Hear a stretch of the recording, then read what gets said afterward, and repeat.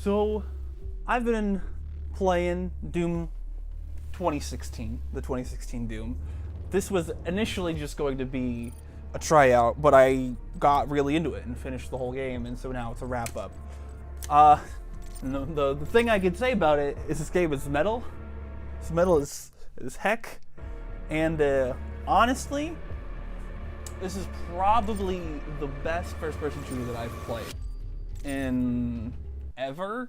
I personally don't play a lot of first-person shooters, but like, there's something about it that just feels really satisfying. It hits really well. All the guns feel nice. Glory kills are really fun. Like, it's really rewarding to be able to like have this instant kill sort of thing happen, and it just feels very nice. Like, the whole thing just sort of comes together really well as a first-person shooter. It's great. I really enjoy the system of upgrades and stuff that it has, where you can like, where by going and like getting all the secrets or completing the challenges and stuff, you explore the levels. It encourages exploring the levels and rewards you for it by letting you be more powerful in the game.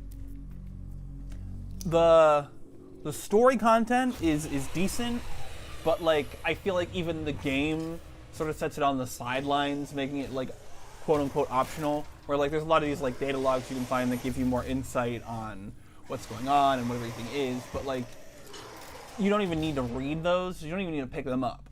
Like, there's not really a benefit to picking them up either, like, because that's not the secrets that gives you that give you upgrade points. They're just sort of there for you to take in if you want to, which makes it very optional. I played through the game on the Hurt Me Plenty difficulty, which is basically just like normal, and it's, I don't know exactly how long it took me to beat it. I'm sure there's statistics somewhere that I can check here, if you give me a second. But like, it didn't take too awful long. I don't know that there's anything to tell me my playtime, but it wasn't crazy. I got to the final boss and actually went back and got like the rest of the secrets in the game and stuff, and did some more of the challenges just so that I could be like, pretty much have all of the upgrades going and finishing that final boss, and it made the final boss pretty easy, at least on the difficulty I played on. And so the single player is great. It's a good experience. I tried to play the multiplayer, but there was literally no one online. I'm playing on the Xbox One. There was nobody there. And the private bot matches you could play don't give you XP, so I couldn't like even really explore the multiplayer in any sense, because it wouldn't give me, like, there was just nothing there to do for me. As for the secrets in the game, some of the secrets are these classic maps, which are just basically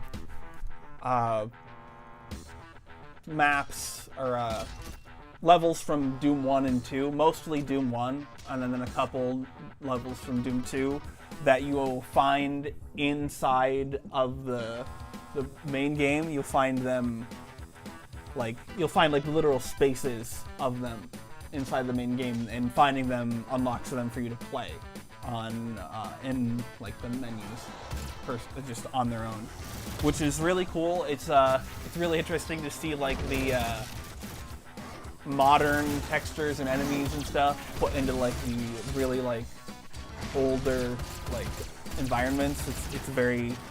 It evokes a feeling that I can't quite describe, which is interesting because I never actually played the original Doom growing up. I've played a little bit of it now, but like, it wasn't something that I played back in the day. The other collectibles in the game aren't worth much. There's some that are like, some of the secrets you find are actually like, what do you call them? Like,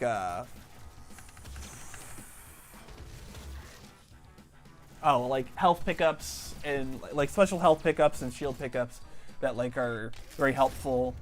if you're playing through the story, the campaign mode and stuff. But like other than that, there's like these mini Doom guy figures you can find, or different like Doom Slayer, like with different like color schemes that you can find that unlock models to look at. But like that's about, like, there's not much to the secrets that's like really like, other than the ones that give you upgrade points. Other than giving you upgrade points, like there's not much to them that feels like necessary to like look at, especially the little Doom guy figures that you can find that give you the player model, the character models and stuff. They're interesting to look at. Like you can look at the guns and a lot of the enemies and stuff up close, but it's not like, it doesn't feel necessary to get all of them, other than like unless you're going for 100% or anything. There's also more secrets and challenges than there are upgrade points to put into things. So I went and I found all the secrets, but I didn't feel a need to finish all the challenges personally. There's like, I got a lot of them. There's like a couple on like the last like 4 or 5 levels that I didn't do. So that was about it, because I just didn't feel necessary doing them. There's also these like rune trials, which I found all of them, I did all of them, but like the runes, like I feel like some of them don't really feel as useful as they could be. And so like, I can't think of any offhand, but I didn't really use too many of them. I really just used like, I used them all a little bit to like, because you can rank them up through like completing a challenge with them. And so I did all of those to get them to like their best state on all of them, but I only really actually used like 3 of them, which you can only equip 3 at a time. But like there was only 3 that I found particularly useful that I personally used.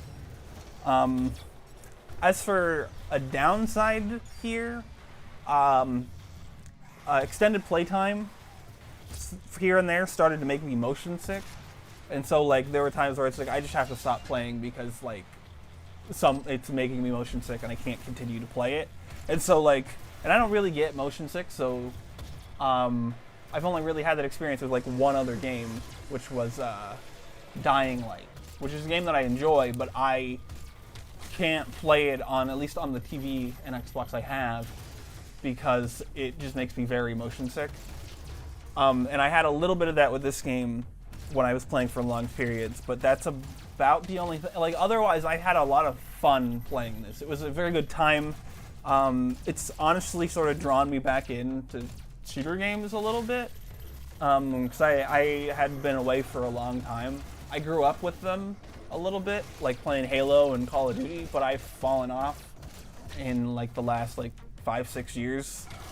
So yeah, and so just to touch on the story a little bit more, it's not very complicated. Like the Doom Slayer is very much like has one goal the whole game, and is very much just trying to accomplish that one goal the whole game. So it's not a particularly complicated story, but the ending like really was sequel bait, and you can see Doom Eternal is coming out soon, if I remember correctly. I don't know exactly when this video is coming out, but it's 2020 and that game comes out this year at some point. So yeah, that's a thing.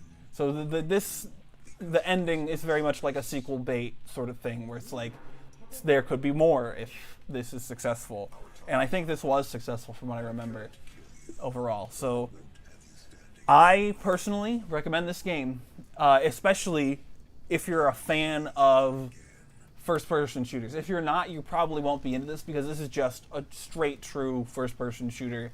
There's not a lot of like story frills to pay attention to. It's very much a gameplay focused, like you are shooting and that's all you're doing.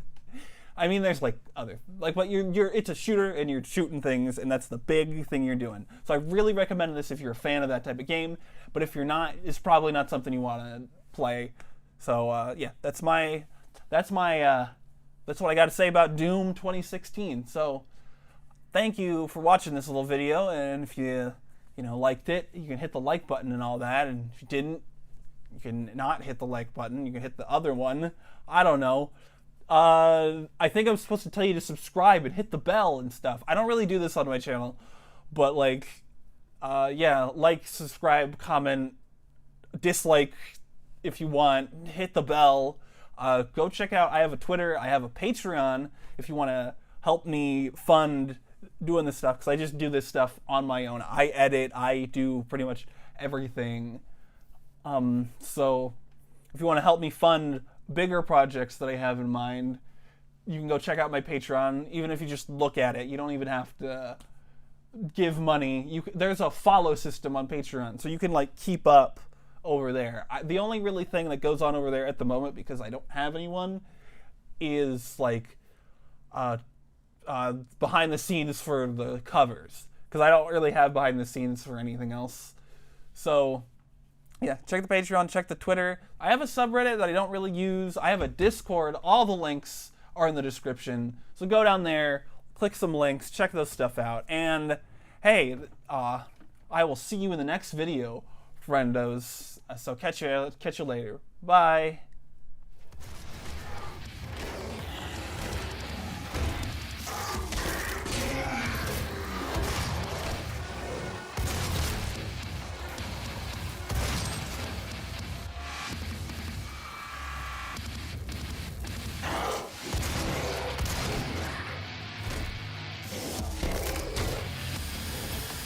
Demonic presence eliminated. Lockdown disengaged.